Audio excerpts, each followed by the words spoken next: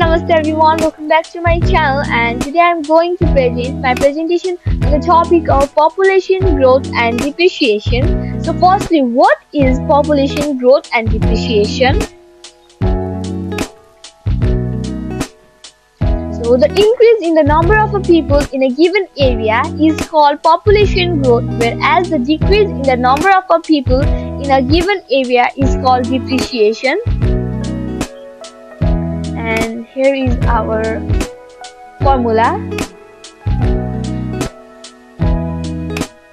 and here is our question. If the present population of a metropolitan city is 16,87,500, the rate of a growth of a population of a city is 4% per year, write the formula to find the increased population of T in a T years.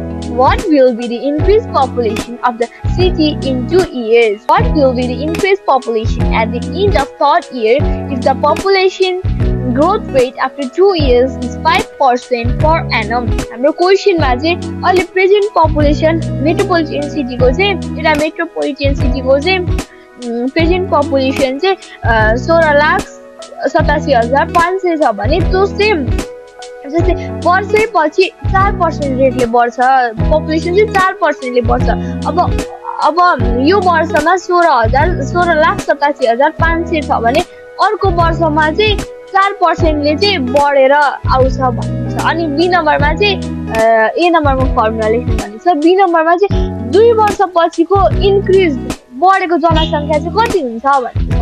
अनि what will be the increased population at the end of third year if the population growth rate after 2 years is 5% per annum? यसमा चाहिँ increased population of end of third year, अब तेस्रो वर्षको चाहिँ अन्त्यमा इन्डमा चाहिँ population growth कति हुन्छ? if 2 years पछि चाहिँ 5% रेटले बढ्यो भने कति हुन्छ त थर्ड वर्ष 3 वर्षको अन्त्यमा तेस्रो वर्षको अन्त्यमा चाहिँ कति हुन्छ भनेको छ। सो अब यहाँ सोल्युसन एकदम इजी छ तर हजुरले बुझ्नु पर्ने हुन्छ, बुझेर गर्नुपर्छ अनि त्यस्तो इजी। अनि यहाँ चाहिँ हाम्रो क्वेशनमा चाहिँ प्रेजेन्ट पपुलेसन भनेको 16,87,500 दिएको थियो, अनि ग्रोथ रेट भनेको 4%, टाइम भनेको 2 इयर्स, अनि फर्मुला चाहिँ हाम्रो P times 1 plus R by 100 whole to the power T minus 1.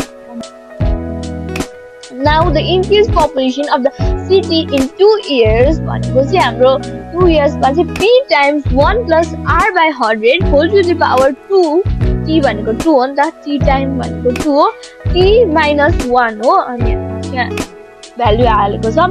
अनि 16,87,500 times 1.04 and whole to the power 2 minus 1. So hence the increased population of the metropolitan city is 2 years in 2 years is 1,37,700.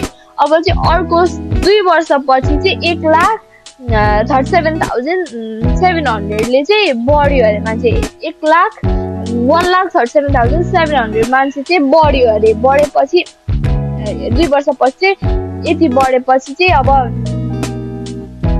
For the third year initial population भनेको चाहिँ हाम्रो अहिलेको त्यो हाम्रो चाहिँ 2 year भन्दा अगाडिको पपुलेसन र अहिले हामीले निकालेको 2 इयर्समा बढेको पपुलेसनको लाई प्लस गर्दाखेरि चाहिँ हाम्रो अहिले इनिसियल पपुलेसन निक्लिन्छ, त्यही भएर 18,25,200 भएछ। अनि for the third year population growth rate भनेको चाहिँ 5% ले बढेको छ भनेको। अनि हाम्रो टाइम भनेको 1 इयर, किनभने हामीले 2 वर्षको चाहिँ निकालिसकेको छौँ, अब हामी 1 वर्षको भएको छ, त्यही भएर हामी 1 वर्षको निकालेको। अब the increase population of the city in the third year is equals to P times 1 plus R divided by 100 whole to the power T minus 1, अनि टाइम भनेको 1 इयर हो, हामीले भ्यालु हाल्ने। अनि हाम्रो चाहिँ hence the population of the metropolitan city will be increased by 91,260 at the end of third year.